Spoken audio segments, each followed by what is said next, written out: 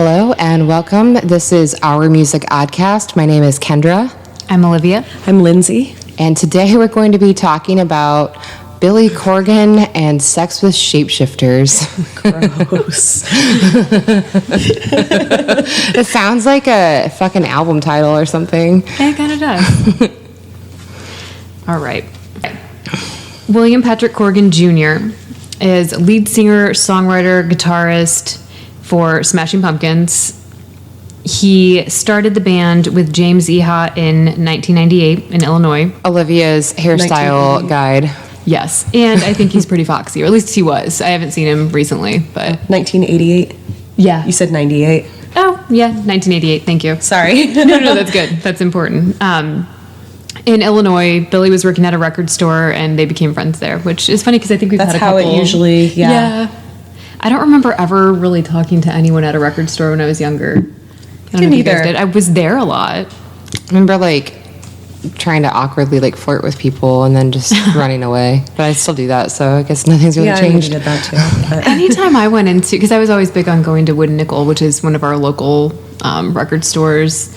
Because I would save up my lunch money every week and then go buy, because they had some of the discount used CDs that you could buy pretty cheap. Albums. They had a good selection. Yeah, there was usually just old dudes in there, really old, and that was about it. You can always tell how long it's been since you've cleaned a room in your house if you find by how many wooden nickels you find in there.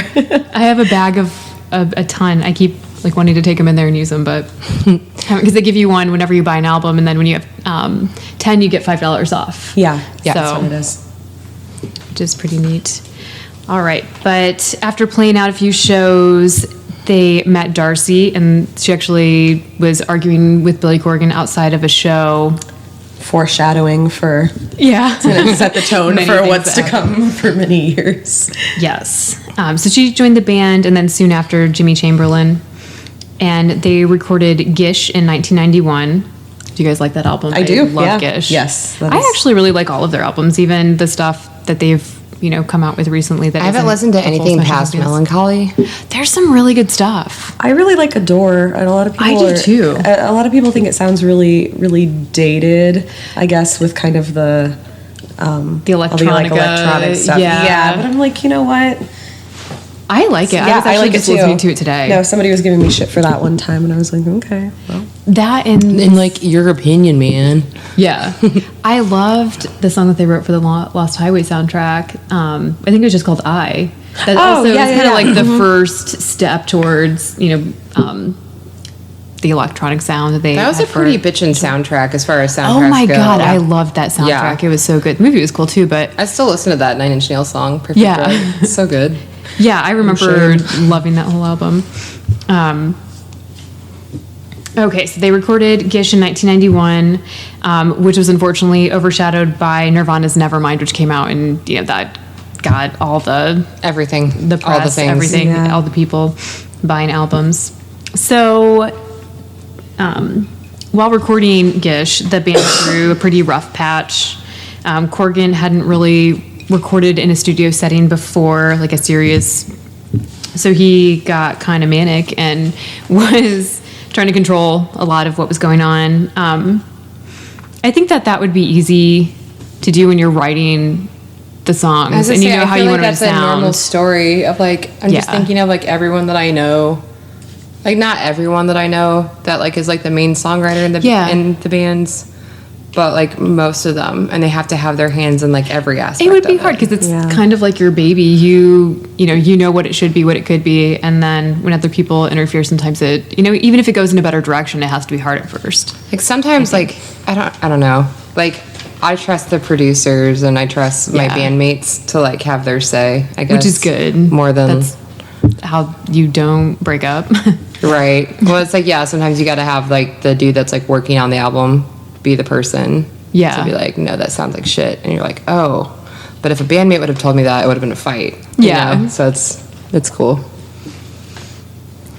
So before recording their second album, Siamese Dream, which came out in 1982, the band really struggled. Billy was a little lost and wasn't sure where he wanted to go musically because he had just poured everything into Gish, And he knew exactly how he wanted that to sound, and he just didn't have the same idea for Siamese Dream. Oh, Billy's lost. I know. James and Darcy, who'd had kind of a tumultuous relationship, broke up for good.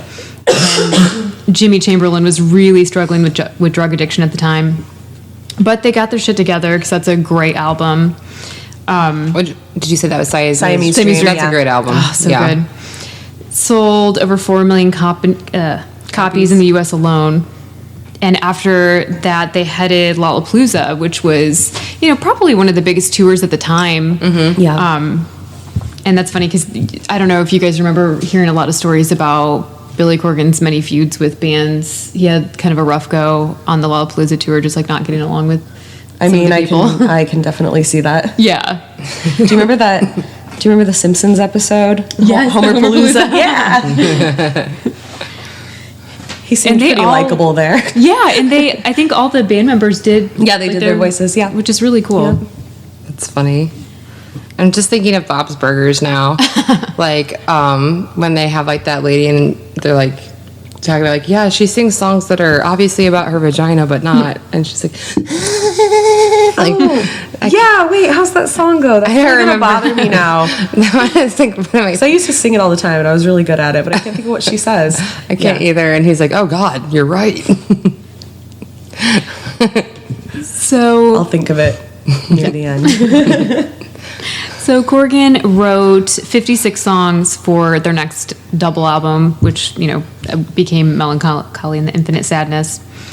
Around that time, they dropped producer Butch Vig, which had worked on their other albums with them, and instead hired British producer Flood. And the band was kind of divided over the His change. name's Flood. Flood. Just Flood. There's our token name, weird name. Yeah, we have on every. Thank God for people's weird fucking names. I know. Flood. That's pretty badass. The cool thing about the way that he had them record, though, because usually you start and it's like, oh, we lay down the drums and then you build on top of that, and it's real separate. He had them set up and play in a rehearsal spot in his studio, and they would play through all the songs, play through different versions, and then see what worked the best before they would actually record, which is pretty cool. That was a great album. Yeah, it's so good. That has my favorite Smashing Pumpkins song on it. Yeah. So Melancholy and the Infinite Sadness, it was, let me see, 10 times platinum in the US. Nominated for 7 Grammys, winning Best Hard Rock Performance for Bullet with Butterfly Wings. I said billet. So, songs not included on the album made it onto a B-side release box set called The Aeroplane Flies High. Do you guys listen to that? I like that too. And this is around the time that Billy shaved his head for the first time, which I liked his hair. I thought his hair was kind of cool. Yeah, he crazy, had really curly. Beautiful curls. I know. It's basically his iconic look, though. It is. It's as soon as he shaved his head. And he started doing weird makeup and stuff around that time too. The goth look. Yeah, and then the zero. Yeah. Did you have one of those? Because I did. I didn't. But I remember anytime you'd go into a store like Spencer's, or we had 29th and Urban and a couple other places, you'd see those shirts. I went to Catholic schools for a while, so I didn't really have a lot of clothes outside of my uniform. Right. So yeah. Now I'm just thinking about that music video for Bullet with Butterfly Wings. Yeah, I just remember the people climbing over each other. And yeah, it was pretty weird. I was a kid. I mean, when did that come out? It was 95. Yeah. So I was 10 years old, and Well, 5 years after that came out, my mom helped me make the outfit that Darcy made in the videos. Yeah, the silver with the fur. Yes. Yeah. It looked really cute. I still had it. Yeah, that album, I didn't really get into it until I was in middle school, and then I was just fucking obsessed with it. I kind of caught on a little bit early. I think between Gish and Siamese Dream, and I'd listened to Siamese Dream so many times, and we talked earlier, but they had really good music videos always, and I remember the video for Today where he's the ice cream man kind of driving around. I mean, that's not their best, but it's a standout one for sure. Also in 96, I don't know if you guys remember this, but that was when a girl from Dublin, Ireland was crushed to death in a mosh pit. Do you guys remember that? I have heard about that. Okay, yeah, because I think they canceled their next show, which I think was in Belfast. But I remember going to concerts around that time, and they were trying to really control the audience because of that. It's sad. Yeah, very sad. I think she was very young. I don't have her age written down. Obviously, people didn't understand the rules of the pit. Yeah. Someone falls down, you pick someone up. Yeah. Nope, didn't get it. Didn't get the memo. Yes, and kind of a bad year for them because also on July 11th, their touring keyboardist Jonathan Malvoine, I'm probably butchering that, died of an overdose. And Jimmy Chamberlain, he overdosed the same night, but was arrested for possession and then possibly administering the fatal dose, which that charge was later dropped. But I think that rumor has been still going around for a long time. They're like, I've never heard that one. Yeah, it was like big at the time. Yeah, that was huge news. Yeah. I remember that. Because, weren't they supposed to play here? And they got canceled because of that? No, they still went on. No, they still went on. But they had, it was right around that time, and they had the replacement. Really? For here? Like Fort Wayne? Yeah. Really? Because I remember I was gonna go to that show. It was like a money issue. I didn't, I've missed so many good people because of being broke. But yeah, that's why. I don't remember what I was saying, but yeah. But yeah, they played in Fort Wayne. Never mind. Okay. So the band fired Chamberlain. And they hired touring drummer Matt Walker and then keyboardist Dennis Fleming. I'm sitting right now with my hair's long enough that I can put my back against it on the chair, but I'm making really weird faces at I was like, what's going on? No, I was just thinking about how I remember the Bob's Burgers song now. What's it called? It goes, oil spill. Oh, yeah. Oil spill. Usually I do it better than that, but my throat kind of hurts. I also realized that I forgot to talk about Pisces Iscariot. Oh, yeah. Okay. Yeah, so should probably mention that. Wait, when did that? 94. Oh. So it's before. Oh, it's a B-sides. Sure. Okay. Sure. All right. In 1994, they released Pisces Iscariot, which it actually did better on the charts than Siamese Dream. It's one of my favorite albums. My favorite song, Frail and Bedazzled, is actually on that album. What's the hit from that album? Don't know. That's a good question. Sorry, not trying to stump anybody. No, Yeah. It's okay. It doesn't matter. If you know the hit, tell us. Hotline. Yes. And I'm getting there to the. Oh, I did have it right. Okay, Jonathan Malvoine. Oh. So. Right. Yeah, Fleming. Okay. There you go. So, Chamberlain was fired. So the band continued to tour with drummer Matt Walker and keyboardist Dennis Fleming. Or Flemoyne. Yes. Or something. Flambe. So they tried a different route with their next album, Adore. They had, drum machines and electronic instruments and sounds they added in. They recorded the song I, which we talked about, for David Lynch's Lost Highway soundtrack, and then they decided to continue kind of down that route. And at the time, that was kind of a weird time for rock music. It was when everything was really changing, and some of those bands weren't doing as well. I think, we talked about that a little bit on a different episode. Yeah, I think we did. The post Cobain years. Yeah. So they contributed The End is the Beginning is the End to the Batman and Robin soundtrack, the worst Batman movie. Well, maybe the worst. I haven't watched it was the worst. Great soundtracks. All the Batman movies. I love the Batman Forever soundtrack. That's the Flaming Lips song. And yeah. There's all kinds of. I mean, there on is both soundtracks. The song that Kendra was just doing for us. Yeah, Kiss from a Rose. Yeah, Seal. I wish I would have thought of that when Ben Carr was our guest, because he fucking hates that song. Does he? It's terrible. But yeah. I mean, it's not. That's me to say. Yeah. It's not a terrible song, but it's. I don't know why it bothers him so much, but that and Beck. So that's my vengeance, because he always fucks with me about Pearl Jam. Yeah. No, I know a lot of people just kind of ironically like Kiss from a Rose, but I don't know anybody that is actually like, I really hate that song. I hated the U2 song on that soundtrack too. It was yeah. I feel like Me, Kill Me, Kiss Me. I have feelings like that about a lot of U2 songs. So. Oh, I do too. I've had like such a weird relationship with them because I hated them for such a long time because I kind of couldn't stand Bono. But as I get older, I can't deny some of their good songs. For sure. And I've been listening to them a lot, actually. That's why I didn't come out and say that I hate them. I just said I have sharp feelings about a lot of their songs. I hate that song that they had in the Apple commercial. Oh, that was like, un, dos, tres, catorce. I'm like, 1, 2, 3, 14. Yeah. What?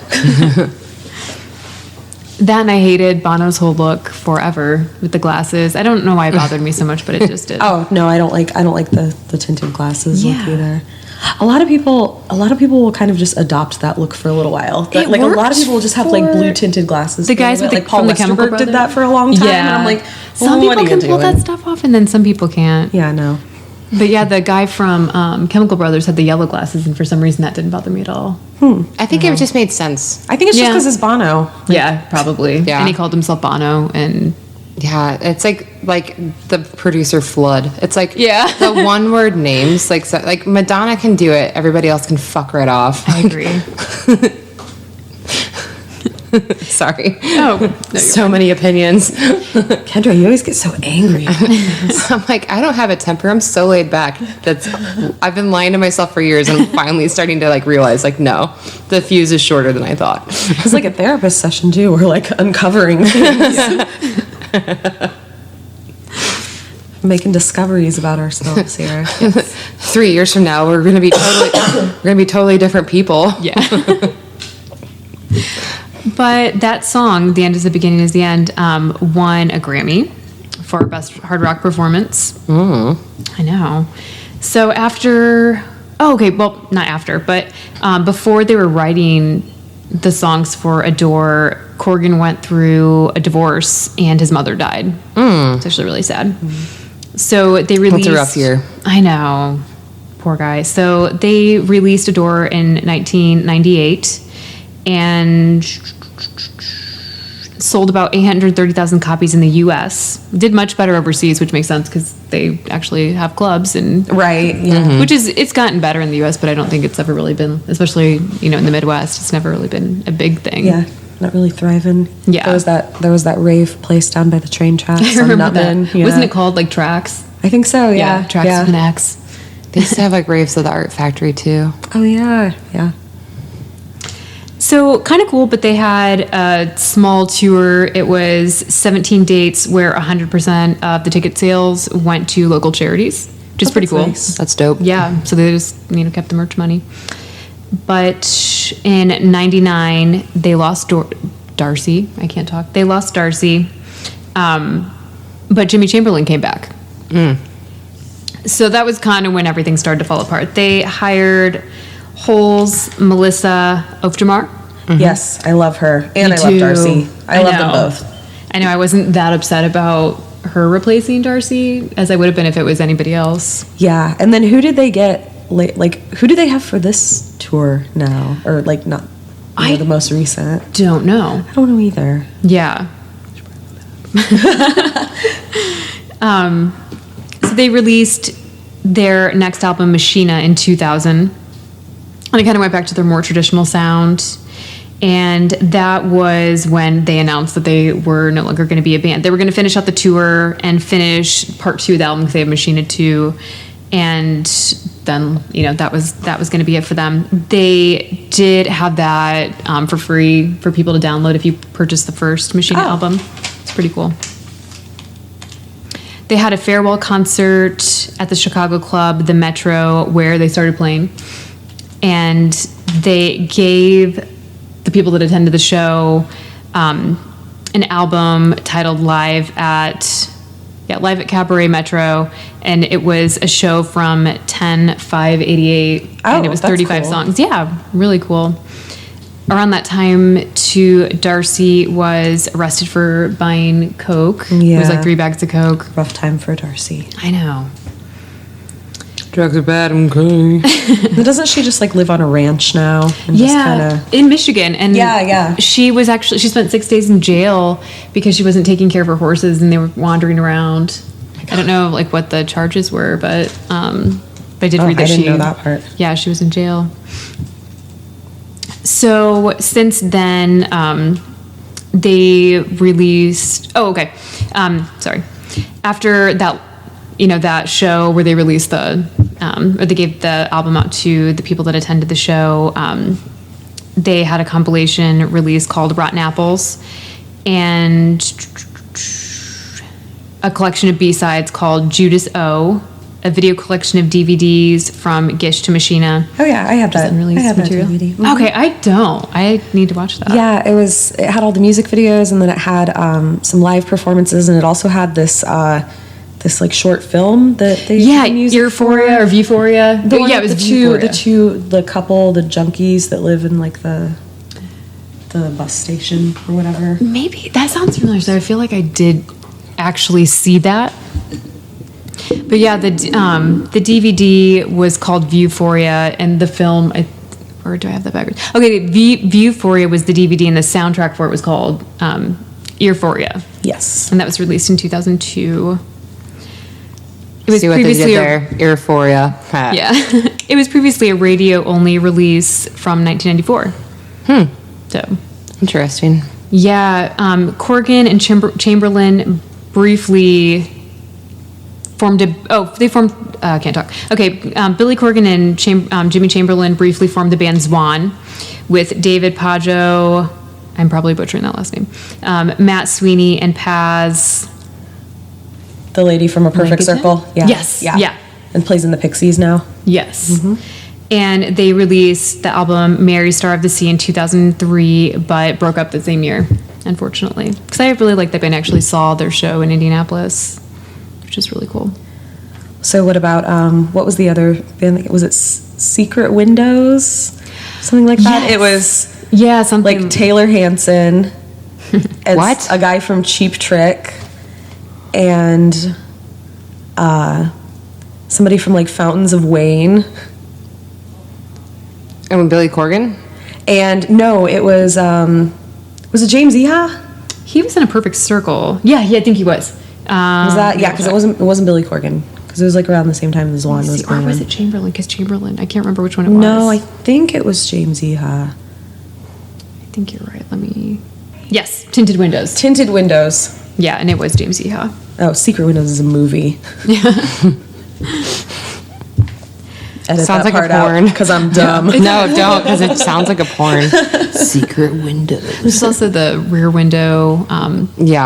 Which is great. So, Corgan released his book Blinking with Fists in 2004 and a solo album called The Future Embrace in 2005. In 2005, he took out an ad in the Chicago newspaper, pretty much saying that he was trying to reunite the band, and but it ended up only being him and Jimmy Chamberlain, because nobody else really wanted to do it. They couldn't even get Melissa Vanderoff to come back for that. They released the album Zeitgeist in 2007, the American Gothic EP in 2008, and the DVD If All Goes Wrong, which was documenting the concerts. All right. So in 2008, briefly formed the band called Spirits in the Sky, which was a tribute to Sky Saxon of the Seeds. What? Yeah, I didn't know who that band was. But no idea. Nope, never heard of them. In 2009, Corgan released Tear Garden by Kaleidoscope, and that was free online as well. I always think it's cool when they do that. Mm-hmm.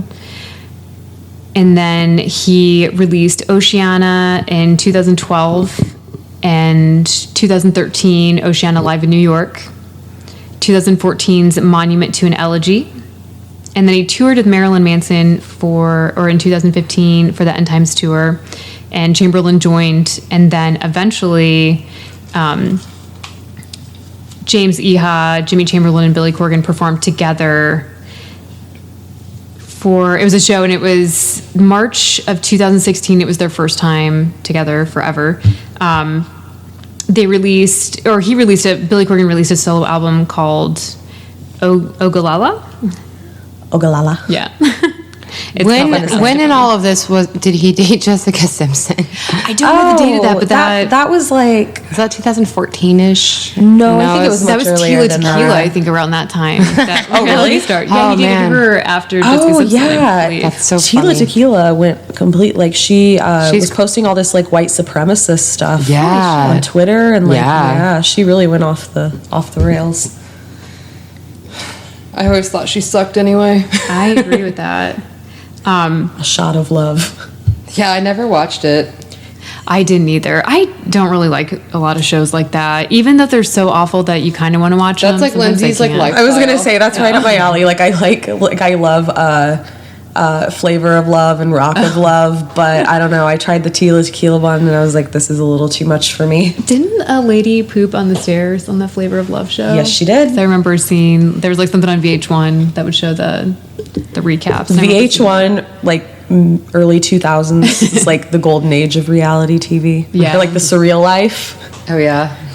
I think I kind of remember that. That one was it was funny. Where they take all the kind of has-been celebrities and they put them in the house together, and then there were always these weird things that would happen, like Vanilla Ice and Gary Coleman got into a fight, and Ron Jeremy's trying to break it up.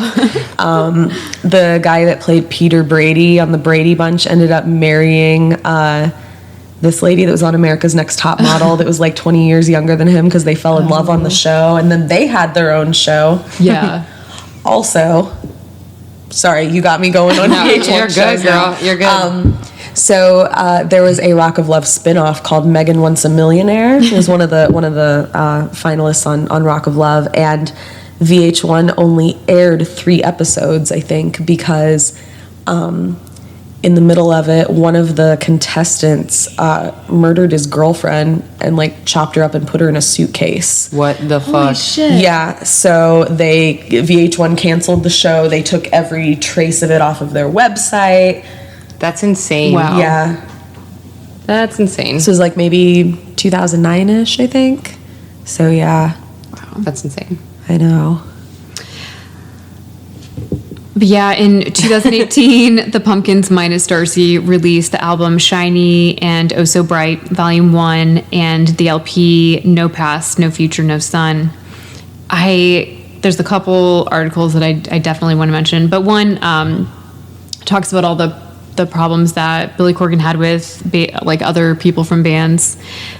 He had like a feud with Chris Cornell for a while, and it was a silly comment that Chris Cornell made, and Billy Corgan of course had to retaliate. He had a problem with Courtney Love, and that was over. They were together for a while. Yeah, and he lived with her and her daughter for a while. And he wrote a bunch of songs on Celebrity Skin, like right? all the good songs. Yeah. And then she used a couple songs that I think that they didn't use on Celebrity Skin for another album, and didn't ask him his permission, which I think is kind of shitty. But she did apologize for it.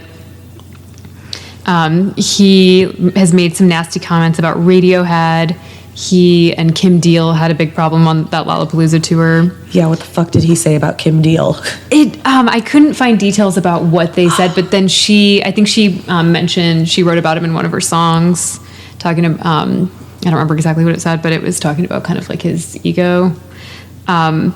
Pavement, there's the song that talks about Range Life. Yeah. Throwing shade in Range Life. Marilyn Manson as well. And they toured together, so that makes sense. Yeah. So there's a really funny Vice article called A Brief History of Billy Corgan Losing His Goddamn Mind. And it talks about how he took out that ad in the Chicago Tribune, which I don't think is that weird. What exactly? Funny though. Yeah, I think it's kind of cool. Yeah, what exactly is the purpose of that ad? I don't think it's cool. I think it's like slightly desperate. Yeah, but then also like funny. It would have been kind of neat though, because you didn't know it was coming if you were reading the newspaper and you were a fan and you saw that and you're like, what the fuck? Yeah, I think that's what I was thinking. He held a contest where the winner ended up buying him lunch. That's okay. Wait, was that a picture of him out to lunch? Yeah. Literally not mad about that. I think he's eating something out of a Tupperware. which is really funny. We're gonna post that. It looks we're gonna like post that. I'm not mad about any of that. Yeah. It mentions dating Tia Tequila in 2009. Okay. And then dating Jessica Simpson. Doesn't say what year. I feel like it was a pretty long time ago. But it was a long time ago. Because she's been married a few times. There's a picture of Courtney Love and Billy Corgan kissing. Yeah, I always thought, I never saw like photographic evidence of their like, whatever. So I think I did. I think I've seen a couple like video clips of them like going places together. Like how the next one is fighting with Courtney. Yeah. And it talks about their little feud over the songs. Twitter rant. Yeah. Really good Twitter rant. And then they talk about releasing the 44-song concept album called Tea Garden by Kaleidoscope. I mean, it's not that weird because he obviously, for other albums has written a bunch of songs. Okay, that photo is hilarious. Yeah, it's we'll Billy be posting Corgan. all of these on Instagram. Yeah, it's him holding up some fluorescent lights in the shape of a cross. And it says, launching a failed spiritual website. And... oh yeah, he has a wrestling company. I just found that out the other day. I had no idea. A pro wrestling company, and there was I don't know the specifics about this, but I think he got in trouble because he actually hit somebody with a chair. Is this Steve Wilkos show? What's happening? We can post the specifics we'll put some information about it on our Instagram, but I'm pretty sure he hit somebody with a chair. Wow. He apparently starred in furniture commercials for a Chicago furniture store. Like, I'm literally not mad about any of this. No. Like, and then I don't know what this is, but it says doing that long ass Siddhartha thing. So you might have to talk about that on Instagram too. But okay, we say that, but there's like only so many posts that we're actually gonna make, so don't worry about it. Yeah, just kidding. It was 8 hours of synth interpretation that he did for. Where's something? Let me see. Okay, it's interpretation of the Herman Hesse novel, Siddhartha. So, and that's it. All right. But yeah, he owns a tea shop as well, which I think that's pretty cool. I think like Moby does too. I can see that. Have you guys seen all the stuff going on with Moby? Hilarious. We'll talk about that at some other point, but yes. He, let me see. Oh, okay. I guess something that I didn't know when I was going through, I know we went through this really briefly because we have a lot to talk about, but because we usually like to talk a little bit more about the band, but I guess smashing is not a verb for, Smashing Pumpkins. It's supposed to be used as an adjective, kind of, how British people will say, like, smashing, that's brilliant. Nice titties, right? Is that what it is? Like she had smashing pumpkins. Like it's supposed to be like, is that? Yeah, it's like, I did not know that. It is. I'm pretty sure, yeah. Oh, that's hilarious. That's funny. But yeah, he had the name before the band even formed. That was something that he wanted to call a band, like a future band, but... nice titties.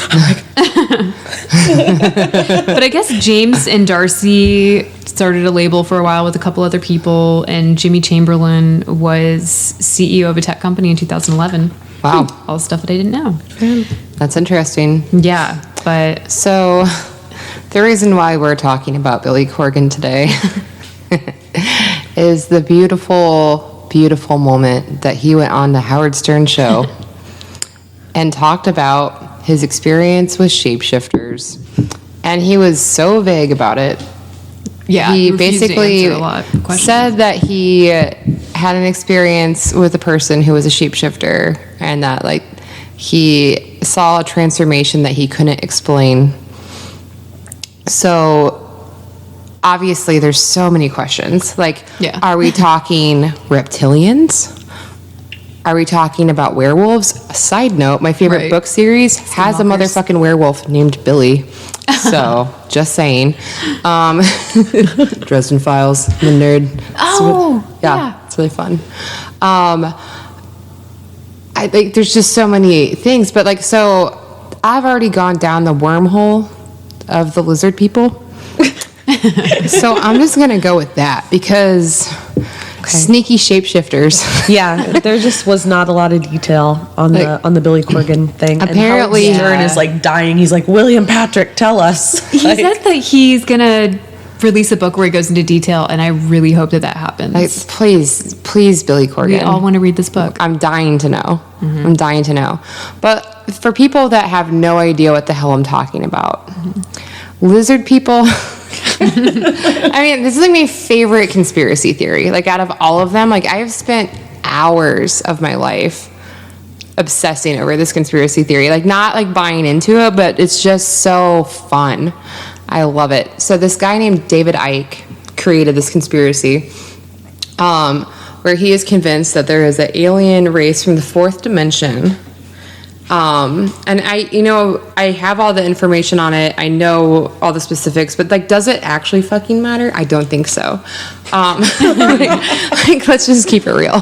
So basically, there's these like alien shape-shifting lizards that are also breeding with humans. It's just so brilliant. There's some hybrids around. And they are the people that are controlling the world. Yeah. So when you think of all the classic tropes of like conspiracy theories, like of like the Bilderberg Group and like Bohemian Grove and all of that, he believes that they are all shape-shifting reptilians. So Billy Corgan may have had sex with a lizard person. Yeah. But he said that they weren't famous, but like he didn't say that they weren't like rich or something or influential. Yeah, so who knows? Right. But also, and really, even if they were, he probably would have been like, no. Yeah. Another Since he was so not willing to give details. I know, it's like there's no way to prove or disprove it. But a little. So the funny thing about David Icke too is like, I feel like that's just a fascinating avenue to go down as well. Like this dude was like a football or soccer player. And then he was like a sports broadcaster. And then like he just like fell off the crazy train or something and like said that he had like visions from God and like all this stuff and like that his purpose in life was to tell the world about the shape-shifting lizard alien race. So I think one of my favorite things about it is there's this book by John Ronson called Them, Adventures with Extremists. And he interviews several different people, but he definitely talks to David Icke. And the whole thing at the time was people were convinced that he was making anti-Semitic statements because they thought that shape-shifting lizard people was code name for Jewish people.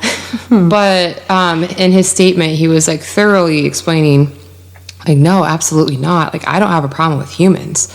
I have a problem with shape-shifting aliens. Like, and he's like dead serious. And like, and then you get the take on like from all these other conspiracy theorists, like extremists that are throughout the book.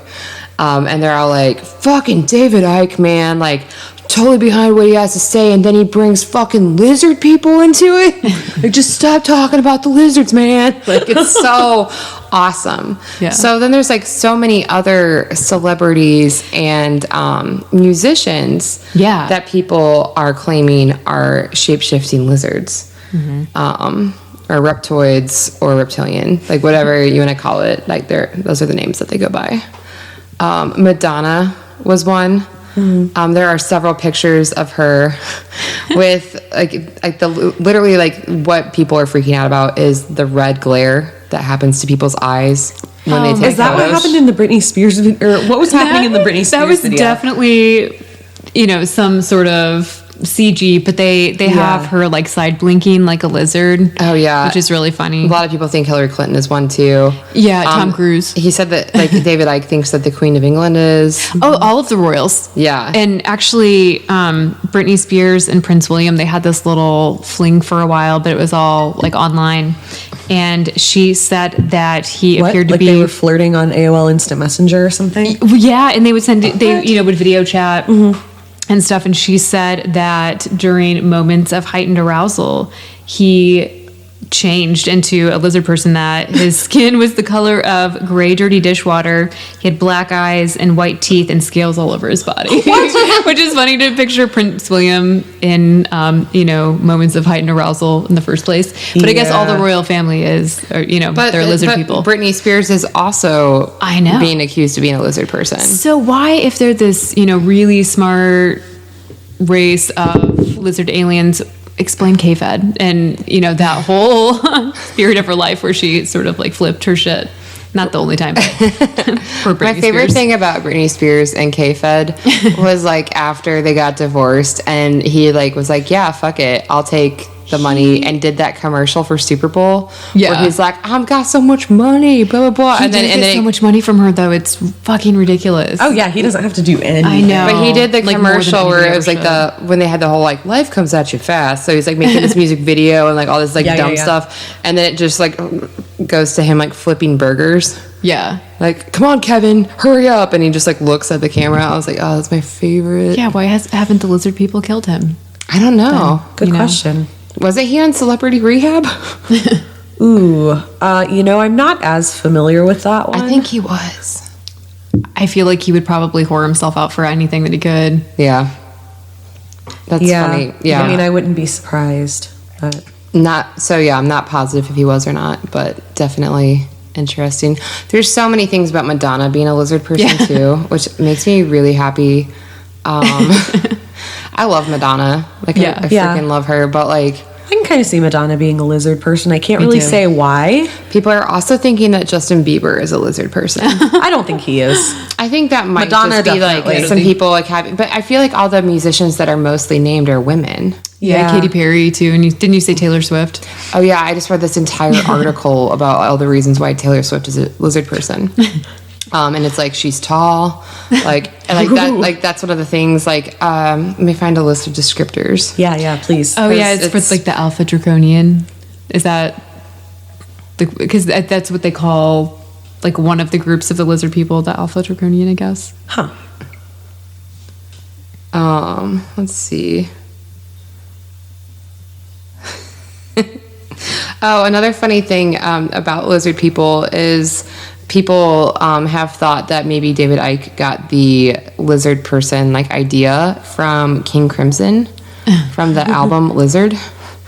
And if you like look into it, it's actually like it's pretty funny. Like I could definitely see how you draw a little bit from that. But like anybody inspiring like their life mission to King Crimson makes me happy. Like everything about it. Like I don't care if it's true or not. I'm just like I'm here for it. Yeah, makes me very happy. Yeah, and like they've got like side by side photos of Taylor Swift with lizard people. Let me see. And I feel like it's like the ones from like Doctor Who and like whatever. Like there's so many like lizard people. Yeah, that's like some extreme throughout the sci-fi universe. Like it's definitely been a thing that's been around before David Icke was convinced that it was real. When was it that he established this whole thing? Like I want to say it was like in the 90s. Okay, yeah. So I'm not positive. Apparently, too, they cloned celebrities. 1991. They cloned celebrities? Yeah. Did you see any of that where they say that the lizard people actually clone certain celebrities too? So they tried to do mind control first, but if they don't cooperate, then they clone them. So they were saying that if Britney Spears isn't actually a lizard person, that she's a clone. Oh, okay. That is really funny. Like a failed clone. Is that maybe why she had her breakdowns? Yeah, I know, because I think she just had a recent one too. Mm-hmm. Sad. Yeah, very sad. Yeah, I hope she's doing okay. I know. Like she's had a rough time. It's too bad. But yeah, I saw for the Alpha Draconians specifically, they're supposed to be 18 to 25 feet tall and can weigh up to 2,500 pounds. And they predate humans by 100 of millions of years, and they can be somewhat bird-like. And yeah, some cases have feathers. So I don't know. I think those are different ones. There was so much stuff online because they were even connecting them to the Illuminati. Right. Well, I feel like that's more of like the Greys, right? Fits in here somewhere. Like the Greys, that's definitely like an alien race that people are thinking are conspiring against humanity and infiltrating. But the reptilians, God damn it, it's just so fun. Yeah, that's my favorite. Like, if you are ever really bored and just like look on YouTube, like there's so many like terribly shot videos. Oh yeah. And it's like classic like TV glitches, like from like the 90s and 80s and stuff like that, and like those captured videos, like where it's obviously a malfunction of the film, and they're like, oh, you saw, like they couldn't hold it in, and so like they think that the lizard people lose control, and then they can't help like slightly transforming. You see like different light affects them differently. Yeah, or like the flashes from cameras and stuff like that. Like those videos where people think that they see UFOs or something like that type of thing. Yeah. Oh yeah, but there's like thousands of lizard people videos because like I remember being 22, living with my boyfriend in my first apartment, and we'd get baked and watch these stupid videos on YouTube for hours and hours. I saw one that was like something spotted in the woods, and it literally looked like a 7 foot tall piece of string cheese walking. Like I don't know how else to explain it. Like kind of like it was like split for the legs, and then it was. So it looked like Gumby. Sorta, yeah. No face though, just a big old string cheese. So something that was mentioned earlier that wasn't on this podcast, but I think would be funny to bring up is it was noted that when you go to Apple Music and look up a picture of the Smashing Pumpkins, it looks like a shitty like film shot from Twilight. Yeah. Like the feeling of it. So like maybe we're reading this wrong. Maybe it's not about reptiles. Maybe it's about werewolves or vampires. Skinwalkers. Oh yeah, there's so many different kinds of shapeshifters. Like I feel, but I definitely it was hard to narrow. Had a really good time. Kind of seems like a werewolf vampire. I mean, he does start off a song with "The world is a vampire." That's true. And like when he did the bald and pale, and he wore a lot of like high cut, like what? And wore like a leather skirt. And, or like the video for Ava Adore where he looks very like vampire. Like, kind of like the Hellraiser character a little bit. Yeah, something like that. Like he wants to be a Bela Lugosi or something. Yeah. So I can see that for him. Yeah. I think they'd be a good match. Werewolves, not swearwolves. Oh man. There was the video I came across talking about Tom Cruise, and there was just like a flap of skin because he's getting older, and they were saying that was showing like where his like human, like he was his human costume or mask or whatever is failing, I guess. Oh my which is really gosh. funny. And there's a podcast that I listened to that talks about how he's a lizard person, and that's why Katie Holmes left him after she saw him in the shower with her transformation, and that she had help by the CIA leaving him.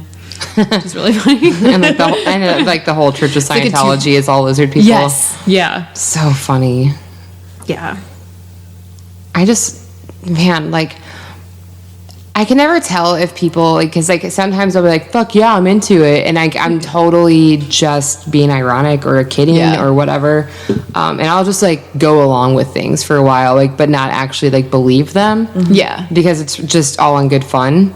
But, like, I just don't think people are actually taking that attitude about it. I think people genuinely believe that there are shape-shifting lizards that are running the world. Yeah. And it's like my favorite thing. I'm just, I'm sorry. I'm going to just keep on like talking about how obsessed with it I am. Like, I'm not even like offering any explanation. I'm not doing a good job at this. I don't care. No, I think you're doing great. I'm just so excited that like people actually think that. And David Icke definitely believes it. He has like a whole bunch of people. Like he has sold out book tours.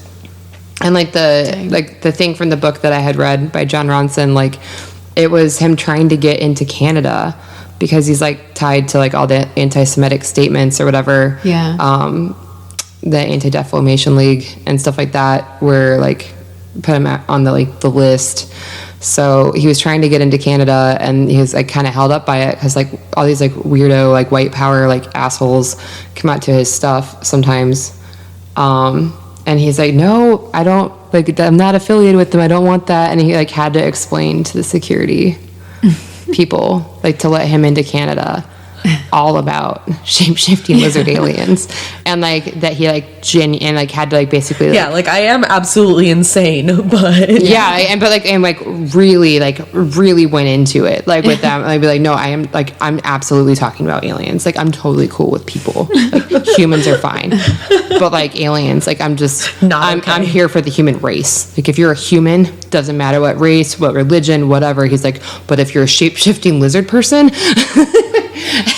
And like the book that he put out all of that information on, which I have not read because I don't really want to like give him money. I don't know. I'm having weird feelings, but it's called The Biggest Secret, which is like and he like self-publishes like all of these books, but like his net worth is like definitely up there. Like the dude's like a millionaire from all of these conspiracy theories. I wonder if he was the author of this website, because I was watching some of the videos on, it was called ragingreptilian.com. What was the ragingreptilian.com? That's actually where the Britney Spears video came from. So good. What was the link that you sent us? Because it was talking about I'm gonna have to pull it up because that was funny. I don't even remember what website that was, but that was, and there really is so much information out there. So what did he say was their ultimate goal, with this takeover? Are they gonna just like rule the human race, wipe us out? Absolutely. Like there's so many things about it. No question. No question about it. Basically so why celebrities then? Well, they just want to kind of like destroy the world and stuff like that because they're people of influence and power, right? Yeah, but kind of, because the royals don't really do anything. But if you like go to David Icke's website, like it's like really focused on like all like the war and all the human-made conditions that are like tearing society apart. Mm-hmm. Like he thinks that's what the goal of the lizard people is like to like bring on all this like terror and famine and like all the wars and just kind of like Armageddon. Slowly like wipe people out. It's pretty fascinating. And I feel like from now on, just like I wish I could find that stupid list. Time out. I'm gonna find it. Of like all the things that make a lizard person. Oh yes, please do. Yeah. How to identify a lizard person. Yeah, it's like so like there are things where like that they're like tall or that they have like green eyes, slightly like reptilian features, and like just like it's all just totally ridiculous. But what I want to start doing from now on, from this episode forward, instead of just asking you guys, do you think that this is real or not, I also want your opinion. Do you think they're a lizard person? Because it's a very important question. So, that's... So do you think Billy Corgan is a lizard person? I don't. He's like... Yeah, he's too moody, and I think... but yeah, I don't think that he's a lizard person. Yeah, I think he'd be afraid to talk about them. Mm-hmm. Yeah. No, I think he just had sex with a vampire or something. Or a werewolf. Yeah, one of those. I can definitely see that. Lizard person, not so much. Yeah, and we can't really decide on that because we don't have enough information to say whether or not it's he really had this experience. Yeah. He did say that he wasn't on any kind of drug. Yeah, he said that he was totally sober, so... And it happened more than once, apparently. Or maybe he talked... Okay, no, he didn't. He talked about it more than once. But... Right. Very strange. Yeah, the first time he like had talked about how he had seen the transformation, and then the second time he went on the Howard Stern show, he talked and basically dropped a hint, and Howard Stern's like, "Holy shit, were you fucking a shapeshifter?" He said it was naked. Naked. He's like, "Yes." Oh man. So weird. Sneaky shapeshifters. Mm-hmm. Maybe it's Jessica Simpson. That'd be funny. Ooh, yeah. Is she a lizard person? She could be, because if you think about it, like she's got like a fashion empire. Her net worth is like super high. Oh yeah, I always forget about the fashion. And her whole family's fucking weird. You don't take her seriously. They are very weird. So stupid. So that'd be kind of brilliant. Kind of a good. But she's really short. Yeah. She's really short though. Yeah, she is. So it kind of But because Taylor Swift's really apparently when reptilians are born, it's like the genetic DNA coding that's like in their brain, so it's like they can't really help it. Yeah, or she could be one, like a person that they mind control, or that they cloned. Oh, that's true. Mm-hmm. That's true. I bet her dad's a lizard person. I think so too. For sure. Yeah. Justin Bieber? No. Definitely not. Definitely not a lizard person. Madonna, absolutely. Yeah. I could see a Madonna being a lizard person, and I'm okay with that. Yeah. I accept that. Like, the woman is capable of blending in with every album she puts out. Exactly. To what is pop music. Like, if she went through a whole, like, lizard person era with her, like, look and her album and everything, I'd be like, yeah, okay. Own that shit. Yeah. That'd be amazing. Britney Spears? No, I don't think so. I don't think she is either. Just too many problems.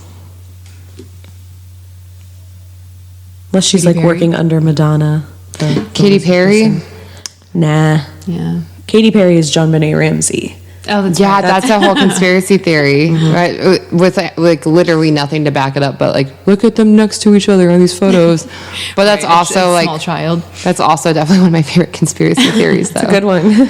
Katy Perry is actually John Benet Ramsey. Sorry. No, but it's funny. It makes me think of like that episode of Broad City when they have like the John Benet Ramsey Beanie Baby. Oh yeah, when they go back to give that girl the money from the fundraiser from high school, and but like they have to sell the John Benet Ramsey Beanie Baby. Mm-hmm. Oh, so good. On my Hulu for a while, it was doing this thing where it would play like a clip of a show, and then it would just loop that. And I was trying to watch Broad City specifically, like not too long after it came out. And I got so pissed off trying to do that I like never ended up watching the episodes. It doesn't do that now, but you're gonna have to watch it. It's I know, really it's great. I feel like it's like re-experiencing my 20s. I know. I was like, Kendra, you gotta watch this. I know. So she watched it all day, and then for we went some to TJ reason Maxx. too, somebody told me. I remembered that the girls in the show were from Sleater-Kinney. So I remember when I first Definitely not. Is that a conspiracy? No, that's too? Portlandia. Yeah, it is. Carrie Yeah, Branson's in Portlandia. but I thought it was funny because when I turned it on, I was really excited and I was like waiting for them to show up, and then They didn't. It didn't. Yeah, it's like maybe it's out of the loop that I'm watching. 'Cause it really did. It just like kept looping like the same scene. That's so awkward. Yeah, Stupid Hulu. I know. All right, so I think that about wraps up our Shapeshifter episode. I know that this one was a wild card, but Yeah, I don't care. tried to make it work. Yeah, It doesn't feel wrong. It feels very right. all is right in the lizard ruled world. The things I get most hyped about on this show are like obviously all the all the satanic stuff, and now apparently I sneaky do like shapeshifters. the weird like cult stuff. Oh, it's so fun. Yeah, and it's not as dark as some of the murders, but Right, we have to throw something in there once in a while that's just really ridiculous. Yeah, so we hope agree. you enjoyed our awkward shape-shifting. They're not awkward. I'm more awkward. I'm just going to shut the fuck up now. And on that note, well, I do want to say we have our email, which is ourmusicoddcast@gmail.com. So if you're a listener that's in a band or, you play music, we'll even, we'll take connection somehow. Oh, my friend's in a band. Send us weird stories, things that have happened to you, or stories that you know about other musicians, or even suggestions of stories that you think that we should talk about. All right. Yeah. all right. Yeah, thank you so much for listening, and have a great day, evening, night, siesta, good morning, whatever. Bye. Bye. Oh, it's hot and